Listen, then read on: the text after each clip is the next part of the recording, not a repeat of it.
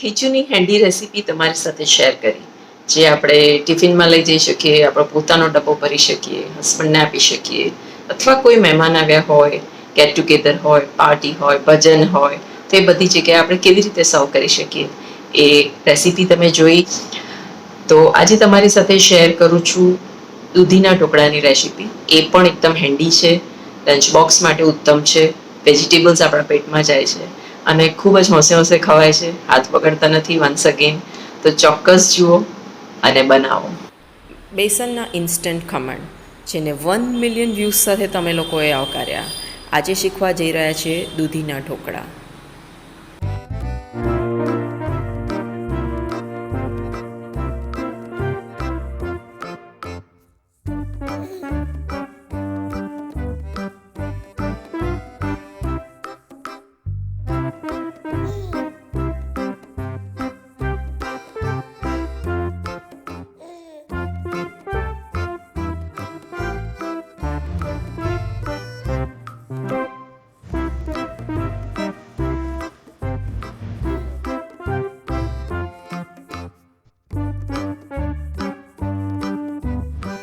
ઢોકળાનું નામ સાંભળતા જ ગુજરાતીઓના મોઢામાં પાણી આવી જાય, પણ હવે આ આખી ડીશ ઓલ ઇન્ડિયામાં ફેમસ છે.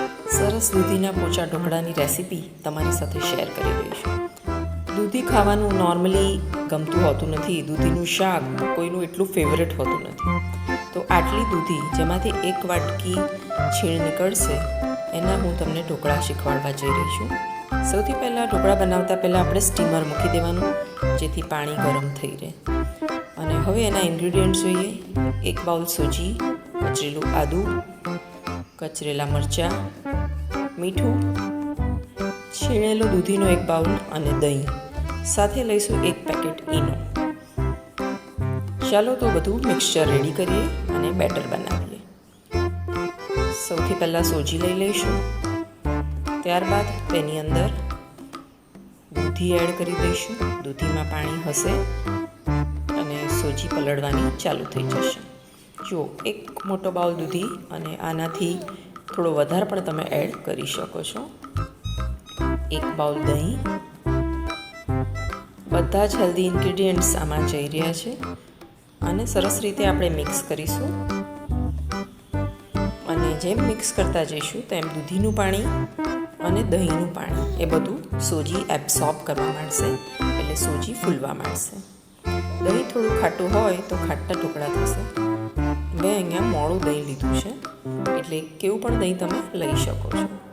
હવે બધું જ પાણી પી ગઈ સૂજી, એટલે આપણે એડિશનલ અડધી વાટકી પાણી એડ કરી દઈશું અને ફરીથી તેને હલાવી દઈશું.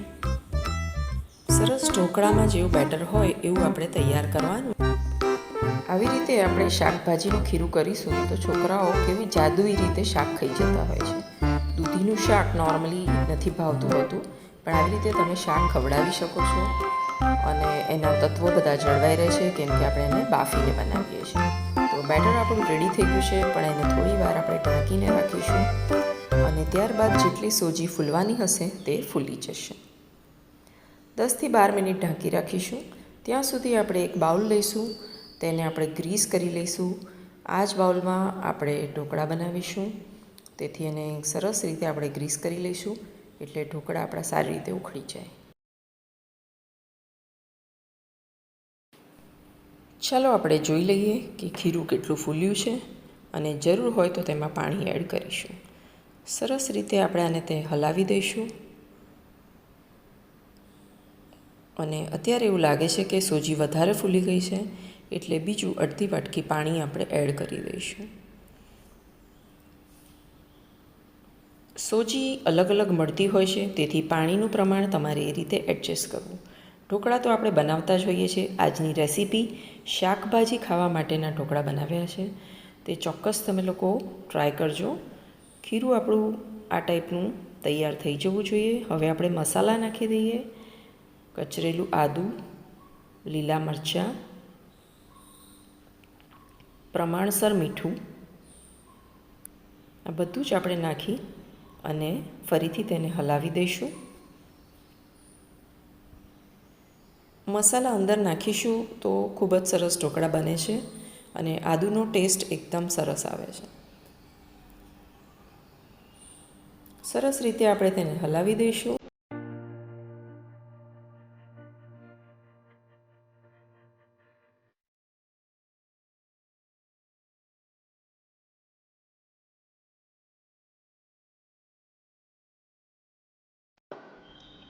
હવે આપણું બેટર તૈયાર છે અને સમય થયો છે ઈનો નાખવાનો. ઈનોના પેકેટ ગ્રીન અથવા બ્લુ કોઈ પણ તમે એક લઈ શકો છો અને તે પૂરું એક આખું પેકેટ આપણે આની અંદર એડ કરવાનું છે. ઈનો નાખીશું એટલે આપણું ખીરું હલકું પડી જશે અને તેમાં બબલ્સ આવવાના ચાલુ થઈ જશે. તો આને બહુ રિગરસલી હલાવવું નહીં. ઈનો નાખી આવું હલકા હલકા હાથે હલાવી અને તેને સીધું આપણે ગરમ કરેલા સ્ટીમર કુકરમાં અનલોડ કરી દેવું. તો ચાલો, આપણું સ્ટીમર તરત તૈયાર છે. બાઉલ ગરમ થઈ ગયો છે, પાણી નીચે સરસ ખખડી રહ્યું છે. આપણે તેને અનલોડ કરી દઈએ અને આવી જ ટાઈમે તમારે ઢોકળા મૂકવાના, જેથી સરસ ફૂલીને તૈયાર થઈ જશે. પાણી સરસ ગરમ થયું હોવું જોઈએ, સ્ટીમ અંદર સરસ બનેલી હોવી જોઈએ.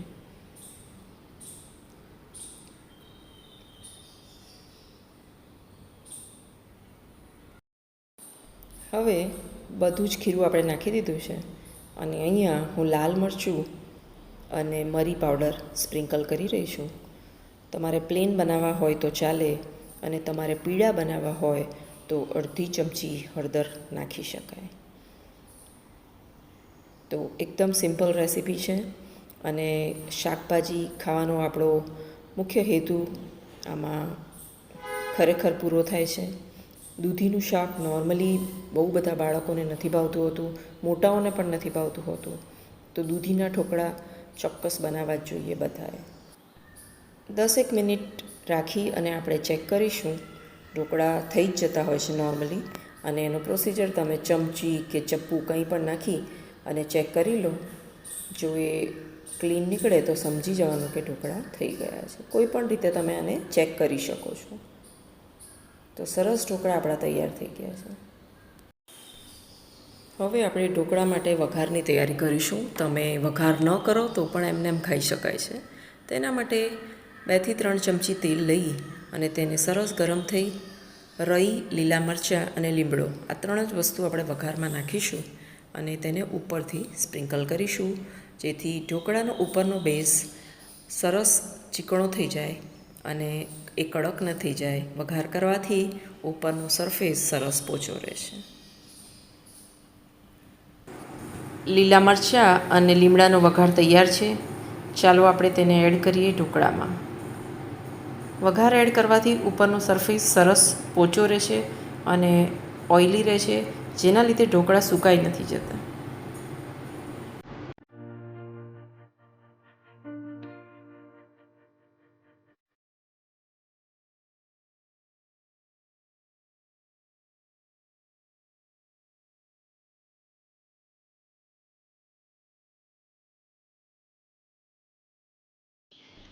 હવે એને સરસ રીતે કાપા પાડી અને આપણે સર્વ કરીશું.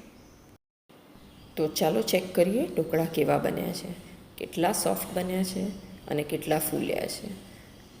તો તમે જોઈ શકો છો કે ઢોકળા કેટલા સરસ પોચા બન્યા છે. કલર પણ એનો કેટલો સરસ આવ્યો છે, આછો ક્રીમીશ કલર, અને શાકભાજી પણ અંદર સ્ટફ્ડ છે.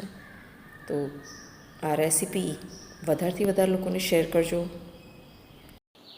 સરસ પોચા ઢોકળા તૈયાર છે. તમે મને સજેસ્ટ કરી શકો છો કે હું દૂધીની જગ્યાએ બીજા કયા વેજીટેબલ્સ આમાં એડ કરું તો આવા સરસ ઢોકળા બને.